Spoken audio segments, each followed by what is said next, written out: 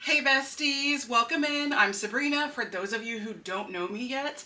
And this is Sabrina Reads and Roams, where I upload new content every single week.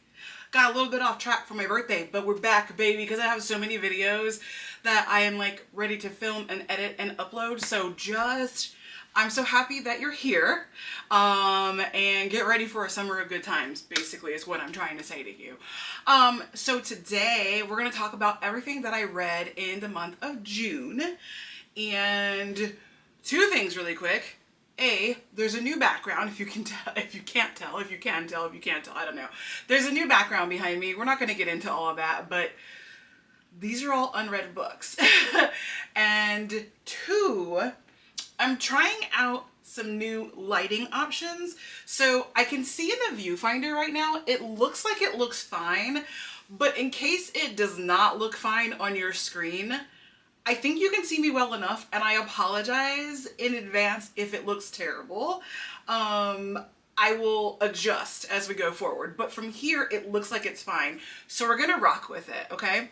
The other disclaimer I have is that if you see me glistening, it is hot as blazes today. Like, we are in summer, okay?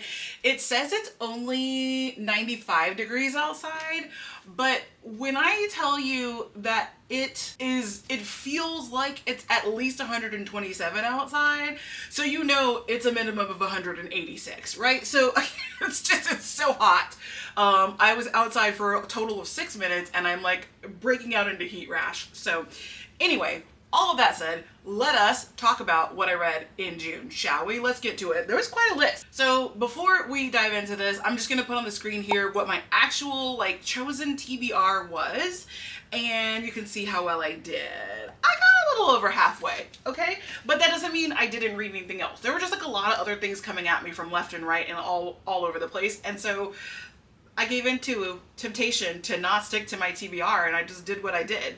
But let's do it. Okay, so I like to keep these in order. So, pretend you didn't see that. The first book that I finished was Curvy Girl Summer by Danielle Allen. I started this one in May. I think maybe the video right before this one should be my birthday trip where I started reading this. I finished it in July though. I finished it on July 2nd or July 1st, but still, for me, my arbitrary rules, I clock the book when I finish it, not when I start it. So this was a July read. I just realized that I forgot to look up my star ratings for any of these. Whoopsies. Let's go to my red. Jesus. Okay, I gave it 4 stars. It was a good book. I liked it. I think I talked about how it started with our girl just buck naked on the counter at her dude's house. So this book is just about a girl, she's going through it and she's trying to find the love of her life and get to that marriage situation. And so she goes on a bunch of blind dates throughout the summer. And I mean, I'm not gonna give it away, but the guy that she ends up with, it's pretty obvious from the get-go who she's gonna end up with, but I'm not gonna give it to you, but I'm just saying. Okay. So yeah, I gave it 4 stars. It was a nice read. I met Danielle Allen shortly after I read, was it before or after? Yeah, it was shortly after I read this. Duh. I wouldn't have gone to her book signing without reading one of her books. So I met her shortly after I read this, and she autographed my book for me. I also have the follow-up to this, Plus Size Playa, that I want to read ASAP. Then Libby released my hold on Fracture Me, which is part of the Shatter Me series. It's a novella. Very, very short, very, very quick, and apparently I gave it 4 stars. I don't really remember why. I didn't really write a review for it. My review is just a spoiler, and so I won't give you that, but I don't know that I was ready for it, but it came from Libby and it was such a short read that I was like, I'm just gonna do it while I'm here. So that was Fracture Me. Then I read The River Has Roots. Now this one was not on my TBR. However, one of the last things that was on my TBR for June was a Goodreads challenge that had not been announced yet when I filmed my video. When I was on my birthday trip, I found this book, and it's so short. I did not know that it was this short. So I decided I would just go ahead and read this for that challenge. And it turns out it counted for another one of the challenges as well that I did not have on my radar. So this did double duty for me, and she's a shorty. And it was actually so good that I feel like I'm going to reread this. Like, I am actually thrilled that I purchased this. And I was like, listen, it's a hardback, but like there's only so many pages. Like, it can't be that hard, right? So this was great. And I mean, I gave it 5 stars. Like, this was so good. So, so good. I highly recommend reading this. What can I say about this? I'm not, you know what? I'm not going to say anything about this. You see the title, The River Has Roots. Go Google this, or just don't Google it. Go read this blind. I think it's better if you go read it blind. So I'm not going to say anything about it, but I gave it 5 stars, okay? Then, y'all know, I let the husband pick my TBR, half my TBR for a Doom. I gave him a softball because I put one of his favorite authors in my pile, even though it's really not my book and it didn't need to be in my pile. But I put a Raymond Feist book in there. This is like the first Raymond Feist book that there is, I guess. It's at least the beginning of this, of a large universe. So this was The Magician Apprentice that he picked for me. I knew he would pick it for me. I put it there on purpose. I felt like I was giving him a softball, like, it, you know, whatever. So, Magician Apprentice. I actually, like, I full-heartedly plan to read it physically, because we already own the book, but I just don't like the little, like, you know, the little books. I don't like them. I'm very persnickety about the books that I'm willing to hold in my hand, and I don't like the little books. But anyway, I ended up on the way home from my birthday trip, I ended up putting on the audiobook because I believe, was it free? Or did I just go ahead and spend a credit on it? I don't remember. I ended up putting on the audiobook because we still had like a good amount of driving left to do, like maybe like 4 hours. And then when I got home, I was immediately leaving like the day after to go on a trip for work. So I was gonna have a lot of time in the car and I didn't really know what to start. So I put Magician Apprentice on audio. I kept meaning to come back and read the rest of it this way, but I ended up finishing it in the car. So I read it as an audiobook. And you know, I gave it 4 stars. I think this was a decent start to an epic fantasy series. It didn't get to 5 stars for me because I think I'm not like that into kind of like the Tolkien-esque epic fantasy world where it's a lot of walking, we're not really doing too much, and the characters are like inner monologuing a super lot. Like, I just don't think I'm into that. But that doesn't mean that the book was poorly written. It just is like not really my jam. And again, this book was written before I was born. So that's the way that fantasies were written back in 1982. So I don't think there's anything wrong with this book. Just for me, it wasn't like my preferred style. And to that effect, like, what is this book about? We have I thought it was about our guy Pug going on an adventure. That's what it kind of leads you to think it's about. But like, Pug gets lost in the mix, and like, he's like not in the second half of the book, if I'm remembering correctly. Like, it just becomes a story about somebody else. And I don't think I was aware that that was going to happen. My husband did say that Pug comes back in like subsequent books, and so it kind of is about Pug, but like, we just kind of like veered off the trail, and I got very where's Pug? Who are the what is going on? And then there's a hint of romance in the background, but it's more like lust. It's more like yearning. It's not really romance, it's yearning. And I'm firmly a girl of the 2020s, so I like my romantasy, and this weren't that. That's all I can say. But it was good. It just, that's not my jam. But I gave it 4 stars. I think I gave it 4.5 stars, to be honest. You know, Goodreads doesn't let us have half stars.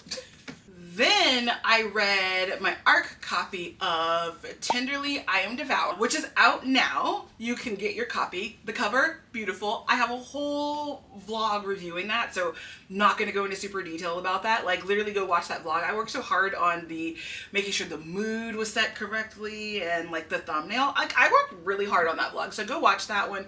You can see what it's about. It's a gothic romantic fantasy-ish. It's very heavily gothic.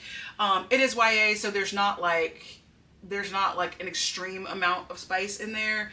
There's a little bit of something, but it's heavily alluded to. Yeah, it was very well done, and I'm not just saying that because it was an arc and because I got to read a copy for free in advance of it coming out. No, it was very well done, and I stand by my 4.5 star rating on this one. It was good, y'all. So I thought there was a bug across my room. The panic. So Tenderly I'm Devoured, could not recommend that enough. And the cover, if you're someone who likes to display your books, the cover to Tenderly I'm Devoured, absolutely freaking gorgeous, okay?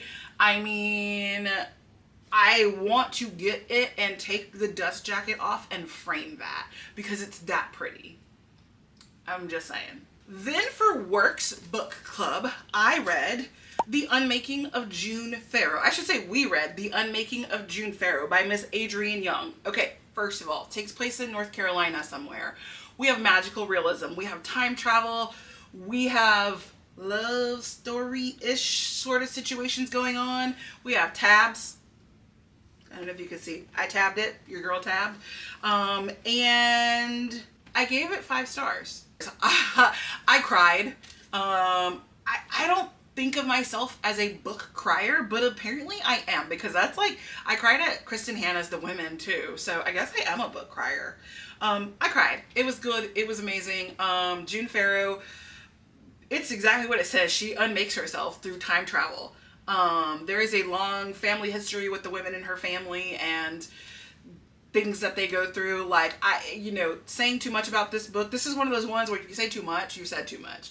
But it was a good read. I enjoyed it. And it also wasn't too terribly long. So I was able to finish it pretty quickly. I would have finished it even faster if I wasn't stopping to tab or stopping to dry my eyes. There's like a twist in there that's like not necessarily crucial to the book, but I enjoyed that it was in there. And it was like, if you're a person who likes to dissect things and come to the conclusion before you read the conclusion, you will easily guess it. If you're a person who likes to just read and get the vibes of the story and follow along, you will be surprised by the twist. Like, oh, okay. Oh, yeah, I could see that. And that's exactly how I felt about it, because I don't like to guess. My husband hates this because he's like, what do you think is going to happen next? Like when we're watching TVs or movies, or like if we're watching like a series, he's like, what do you think is going to happen? What do you think is going to happen to that person? Like, what do you think will happen in the next movie? I'm like, I don't know. Can say. He hates that because he loves to like theorize. My nose itches. He loves to like theorize and think about what's coming next and what are the possibilities. And I don't. I want to go on vibes. I want to know what is happening. That's why I call myself a good times reader. And like, I started off my channel like being very serious. Like, I am a good times reader. Like, I'm not going to give you a book report. And I think it kind of like took some of my credibility away, and it made it seem like I'm not reading from a critical lens. And that's not true. I just don't want to read the way that you would read in academia. I don't want to dissect it too heavily. I don't want to guess the plot ahead of time. I don't want to think about too much of the undertones. Like, yeah, if there's a political situation going on in the book, I'm going to critically analyze that political situation, but I'm not going to like then do a video essay comparing it to what's going on right now, contrasting it to other books and things like that. So when I say I'm a good times reader, like that's what I mean. Like, I'm here for a good time, and I'm not going to get too deep about it, but that doesn't mean I'm not critically reading, right? So yes, that is my little rant that doesn't have too much to do with The Unmaking of June Farrow, but just a disclaimer that I wanted to put out there. Okay, so that was The Unmaking of June Farrow. Then I went to the library, and I had no business checking out books because my TBR was so long, and I was nowhere near even in the middle of it by this time, but I checked out books anyway. I checked out 2, and I finished 1 in June. I'm about to finish the other one like literally today when I'm filming this, so that'll be a July book. But I read Tonight I Burn. This was decent. It was about a coven of witches. You know, they are imprisoned sort of within like palace walls, and the particular coven that the main character belongs to, they are like the burners. So they walk in the veil between living and dead at nighttime, and they do that by burning themselves alive.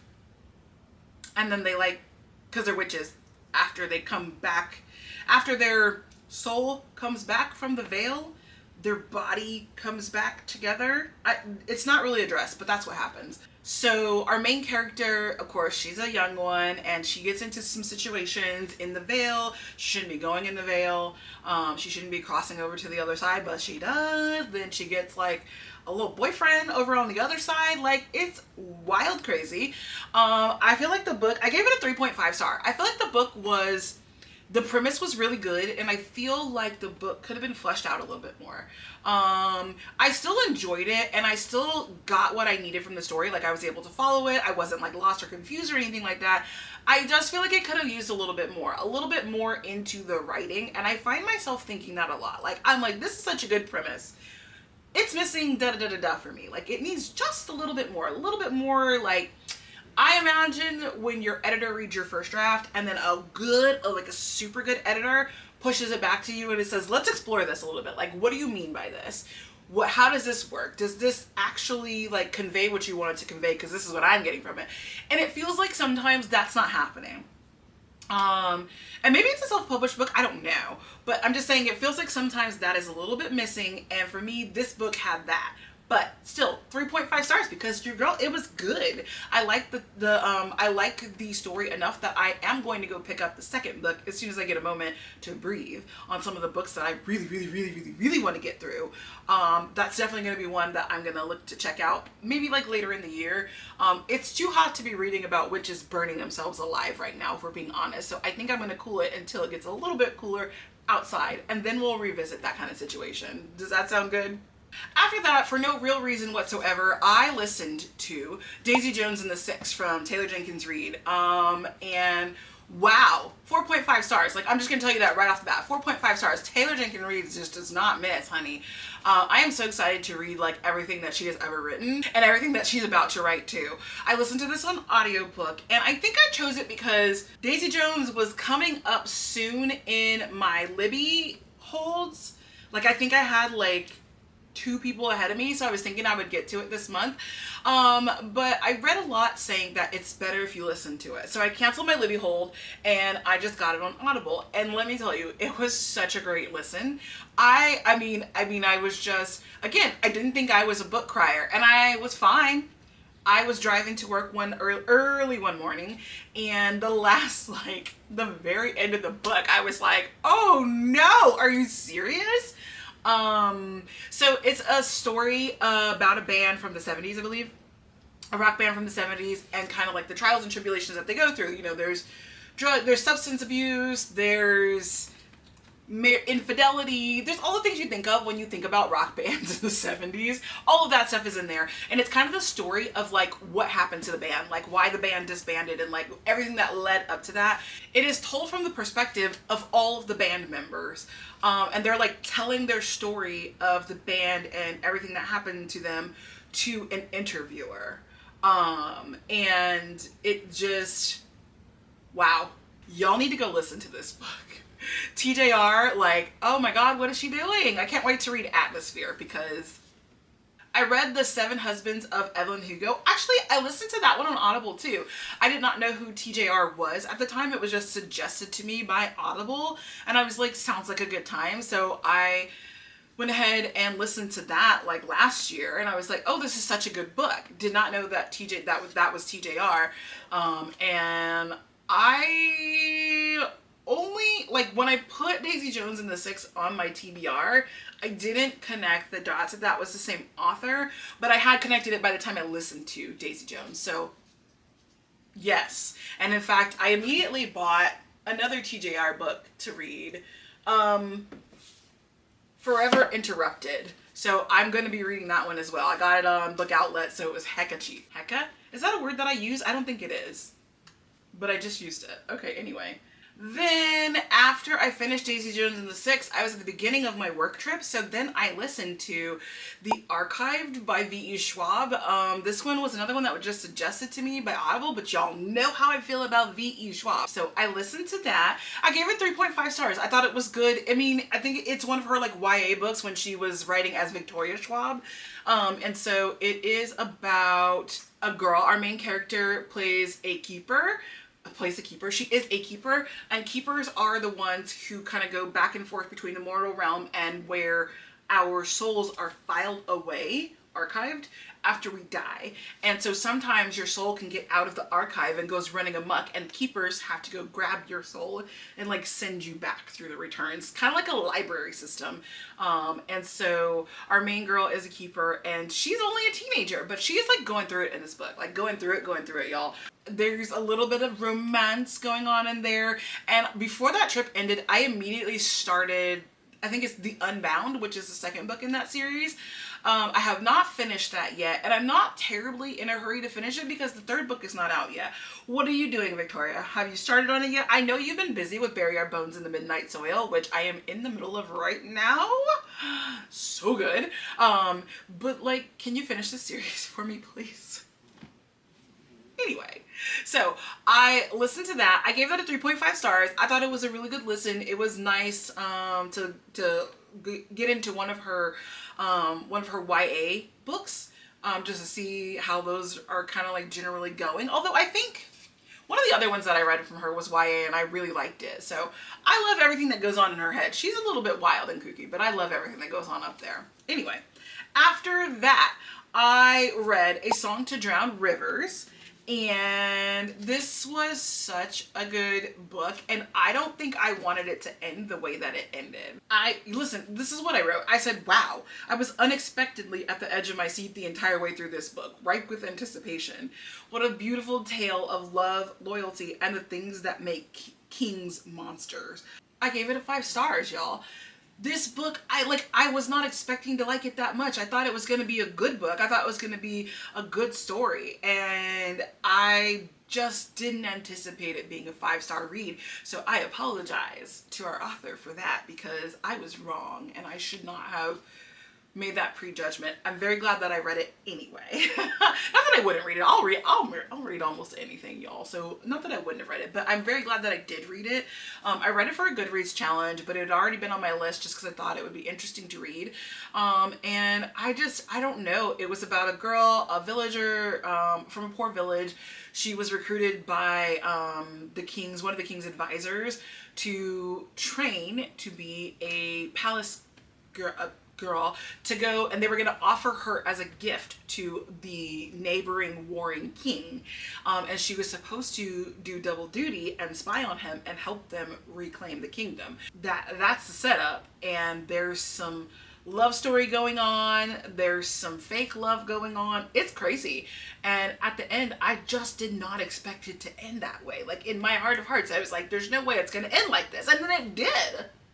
So I love an author who's willing to take the risk of like, yeah, it's going to be tragic if it ends this way, but I'm going to end it that way. I love an author who will take that risk. So 5 stars. And then lastly, your girl finally read Fourth Wing. Okay, listen, y'all know what Fourth Wing is about. I'm not going to dive into it. Too deep. I also, if you go to my Instagram, which is just Sabrina Reads and Roams, I think it has like a dot in between each one of those. So like Sabrina.reads.and.roams. If you go to my Instagram, I have a series of reels where I just realized that I don't think I posted the final reel. I should get on that. Okay, anyway, by the time you see this video, once it's edited and put up, all the reels will be there. I have a series of reels where I kind of like go, like I stop every now and then and just kind of give my thoughts on the book. But you know, for those of you who maybe don't know, like I know my parents are watching and I doubt they know what Fourth Wing is about. For those of you who don't know what Fourth Wing is about, very briefly, this is a fantasy. There are dragons involved. There are dragons that students at the war college are training to be dragon riders, and they fight in the war, okay? So there's a lot of death. It actually says fly or die on the cover. There's a lot of death. There's also some romance going on in here. Our girl Violet has did I understand correctly that she basically has Ehlers-Danlos syndrome? I think that's what it is, but they don't actually name it in the book, but all the symptoms basically match up with that. So she has a disability and she's trained to be a dragon rider, which was not what she had planned to do, but it's what her mommy told her she was gonna do. And it's kind of just about like her journey to do that. a little romance budding on the side, and then of course war, because they're at a war college, because there's war going on. I will say that somehow I'm one of the last people on the planet to have read this book, but somehow I got all the way to the end and did not know the surprise twist that was coming at the very, very end. I was genuinely caught off guard. Like, I don't know how I missed that. I was too caught up in the other things going on, such as like, where are the responsible adults in this book? Because they're not giving responsibility. They're giving we are 20 and we are at a war college with dragons. I feel like there should have just been like some responsible adults on the scene. But it's very much like live or die. Like, it could go either way on any day for anybody. And so when you pair up with your dragon in this book, you come into magical powers. And so it's also kind of the journey for Violet of like gaining her magical powers and using what she has to accomplish what she needs to accomplish despite her disabilities, which I don't know if despite is the word that I really want to use, but I can't think of what I want to say instead. I want to say her disability does not hinder her ability to perform as a dragon rider. So I don't know how long it's gonna be before I go into what is it Iron Flame? Is Iron Flame the second book? I don't know how long it's gonna be before I go into Iron Flame, but I did enjoy it.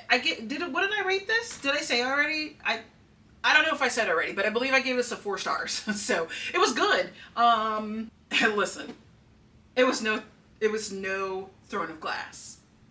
That will always have my heart. Throne of Glass will always have my heart. But it was good. She was good. And I actually said, I take back everything I said about Rebecca Yarros. I did not enjoy her romance book, but I really enjoyed this. Like, I felt like it was a totally different author, which I don't know, maybe that's what she was going for. She's writing in a fantasy realm and she wanted to be a different author, a different type of author. It just shows her diversity, her complexity in writing, that I could just kind of be like about her romance books, but then like read her fantasy book and I'm like, yeah, I'm here for it. So yeah, that, my friends, was everything that I read in the month of June. You would typically see a July TBR video from me, but I'm not going to do that today. Here's what I want to do is I just kind of want to be able to mood read my way through July. I'm already in the middle of Bury Our Bones in the Midnight Soil at the current moment, and I'm reading that other library book so I can send it back tomorrow. But I kind of want to just like, I don't know, I want to like, I have like some TBR dice. I want to like roll the TBR dice and have it tell me what to read that day. I want to do like I don't know, reading summer reads or something. Like, I don't know. You see all these books behind me? None of these have been read. There's like 200 books back here. Haven't read any of these. So I want to just kind of like do what I do. I don't want to have a strict list that I have to follow just for the month of July. I just want to see how it goes. I'm 100% predicting that that's way too chaotic for me to enjoy, and then I will go back to having a strict TBR in the month of August, but who knows? Who knows? I might surprise myself. I might surprise myself and surprise you in the process of that.